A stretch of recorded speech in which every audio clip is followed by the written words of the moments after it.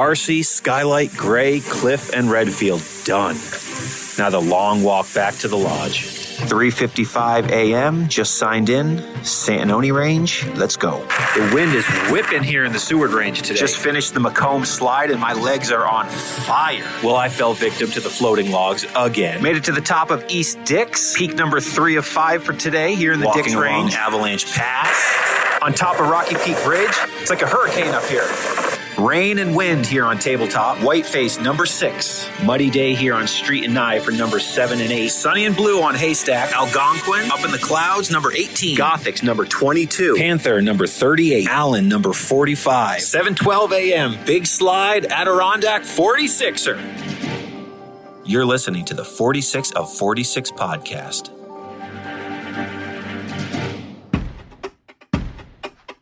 May 20th. Adirondack Day, a birthday of sorts, commemorating the establishment of the Adirondack Park. The day was May 20th and the year was 1892 when New York Governor Roswell P. Flower signed the law creating the then 2.8 million acre Adirondack Park. May 20th marks the birthday of a park that's not only a sanctuary for wildlife and for wilderness, but it's a haven, a mecca for outdoor enthusiasts of all kinds.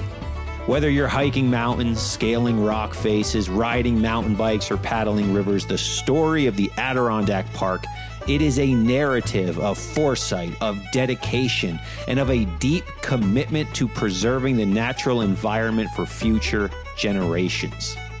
The Adirondack Park inception wasn't just an act of legislative authority, but it was actually the culmination of efforts by visionaries, individuals who saw the urgent need to protect this vast wilderness area from what was happening: rampant deforestation and industrial exploitation of the land in the late 19th century. Now, most of you know the park spans over 6 million acres today, making it the largest publicly protected area in the contiguous United States. The journey towards its creation, however, more so began in the mid-1800s, when deforestation had reached alarming levels. You see, the logging industry, driven by the demand for timber, was decimating the forests at an unsustainable rate. And this not only threatened the natural habitat, but also had a direct impact on the water quality and the overall ecosystem of both the land here and the entire state of New York. The repercussions were felt far and wide, prompting action from conservationists and legislators alike. You see, every drop of juice was being squeezed out of this land for private gain. The logged forests were being abandoned as is once they cut the trees down, no replanting, and then with also taxes left unpaid on that land. Erosion of the land was muddying formerly pristine streams and even lowering canal water levels. In 1884, continuing impoverishment of the Adirondacks' resources for private gain led the legislature to appoint a 4-member commission, often referred to as the Sargent Commission, which was headed by Harvard University botanist Charles Sargent, to investigate the need for forest preservation here in New York State. Then in January 1885, they submitted a list of recommendations which recommended preserving and protecting state wildlands here in the Adirondacks and the creation of a state forestry agency. And at the time, no such agencies existed. And the Sargent Commission's work led to a series of maps based on surveys headed by the legendary surveyor Verplanck Colvin, but more on him in a moment. Following the Sargent Commission's recommendations, Governor David B. Hill signed the law on May 15, 1885, creating both the Adirondack and Catskill Forest Preserves. 1885 is also the year that Marty McFly went back to in Back to the Future 3. But anyways, the law required that all state lands in 11 Adirondack and 3 Catskills counties be forever kept as wild forest lands. And this law also authorized the creation of a new forest commission to administer the law. Now, the pioneers of this park are very many. unbelievable amount of people responsible for the Adirondacks as we know it today. But one of the pivotal figures in the creation of the Adirondack Park was the great Adirondack surveyor Verplanck Colvin. And yes, the high peak Colvin is named after him. Colvin was a naturalist. He was obsessed with the land, and he led the Great Adirondack Survey during the later part of the 19th century.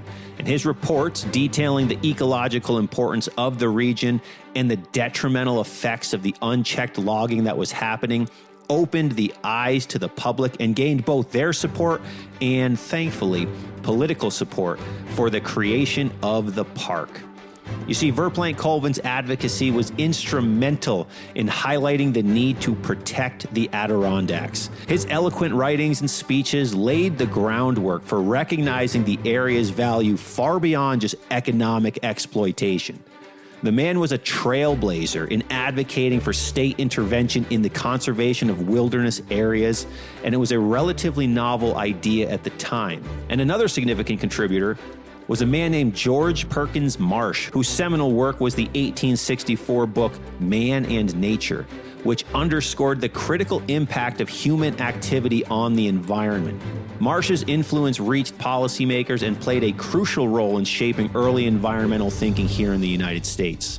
The actual creation of the Adirondack Park in 1892 was facilitated by the New York State Legislature, which eventually recognized the need to establish a protected area to preserve and restore the environment, an environment that had been almost logged to death. The legislation was a response to the growing conservation movement and the public outcry over the degradation of one of the state's most valuable natural resources. This park affected the entire state of New York. The park was initially established as a forest preserve, meaning that the land was to be maintained as forever wild, ensuring that the natural state of the forest is preserved indefinitely, which was a concept that was revolutionary at the time. And fortunately, the Adirondack Park saw a constitutional commitment to conservation.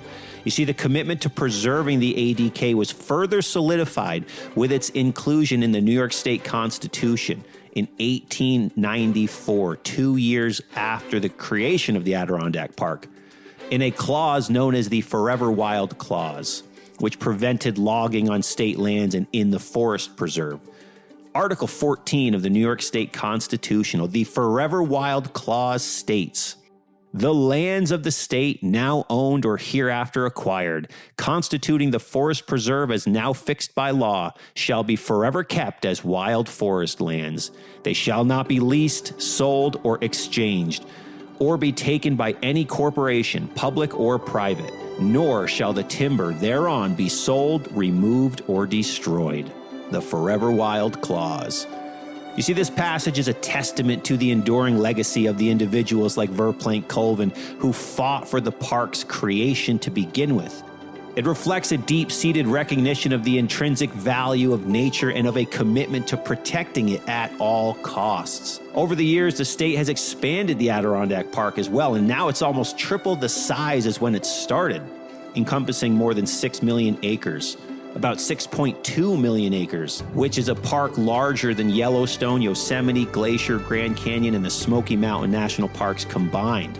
A staggering statistic when you hear it for the first time. And New York State continues the practice of purchasing land to protect natural resources and provide public recreation to this very day, so the Adirondack Park could very well continue to expand every year.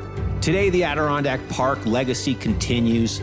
And it's more than just a preserve. It is a vibrant community. It is a destination. It's a place that transforms people inside and out, all in the embrace of the great outdoors. It's a community of over 100,000 year-round residents, and it's a destination for millions of visitors, all searching to experience the solitude, the mystery, the enjoyment, the fresh mountain air of the Adirondacks. It serves as a living example of sustainable coexistence between humans and natural environments, offering endless recreational opportunities and continuing to inspire and set the standard for conservation efforts worldwide. So as we celebrate Adirondack Day today and every May 20th, we not only reflect on our individual love for this park, but we reflect on the park's rich history and the visionary legends like Verplank Colvin and countless others who have committed to making this park what it is. But we also recommit ourselves to the principles of conservation, of stewardship of the land, and putting the land first and doing what needs to be done, because the Adirondack Park is bigger than all of us. It is something worth fighting for. The Adirondack Park remains a symbol of what can be achieved when communities, when policymakers, and conservationists all come together for a common, noble cause.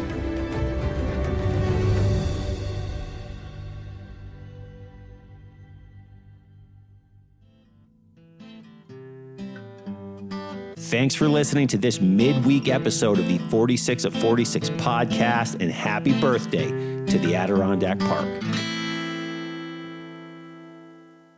Happy Adirondack Day, everyone. Summer is coming, and that means it's prime time for your outdoors adventures. Yes, the summer hiking season is here. And every week I talk to people who want to improve their physical fitness this time of year so they can be more confident in the backcountry and they can have better adventures on the trails. That is exactly why I've designed the new Great Range Athlete Team Training Program. And I've made it affordable for anyone because everyone deserves to have a good mountain adventure. Now, joining the Great Range Athlete Team is not just about getting fit. It's about transforming how you actually experience the mountains. It's training that over the next 6 weeks, you're going to join a like-minded group of adventurers, group of hikers who are all working towards the exact same goal: to become stronger and more confident on the trails and in their everyday lives. And speaking as someone who coaches people professionally, here is the real value that comes in when you join the Great Range Athlete Team Training. You're not going at this alone. No more going at your fitness by yourself. No, you're going to be joining a team. We'll be training together, both online and outdoors. We'll be building everything from real mountain strength to leveling up your trail endurance so that when you hit the mountains or any other adventure, you are absolutely unstoppable. Plus, I'll be with you every step of the way. I'll be leading weekly coaching calls where we can dive into everything from nutrition on and off the trail, how your training's going, how to tweak it so it becomes even better. We'll talk about hiking things, from everything from how to pace yourself on steep climbs and so much more. We'll talk training, we'll talk nutrition, we'll talk hiking, and we'll probably nerd out a lot about the Adirondacks too. So that alone is worth a weekly phone call. So if you've been looking to elevate your game and you really want to connect with people who share the same passion for the outdoors and for hiking the mountains, I'd love for you to join the Great Range Athlete Team this summer.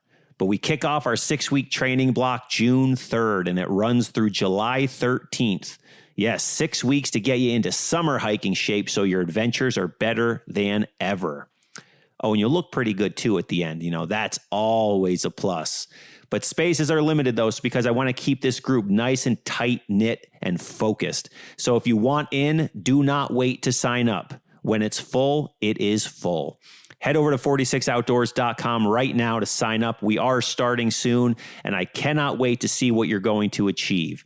Now, remember, we're not just training for the trail, right? We're training for life, and life just happens to get a whole lot better when we're capable of strong mountain adventures. When we feel good, we look good, and we perform good, life looks a lot better on top of that summit. So come join the team, and remember, this is more than just training. It's about joining a community of mountain lovers who are going to support you, who are going to hold you accountable to your goals, and we're going to have a fun time doing it. I'm here to guide you, and I'm excited to start this journey together. Once again, head over to 46outdoors.com to get started, and I will see you on the trails.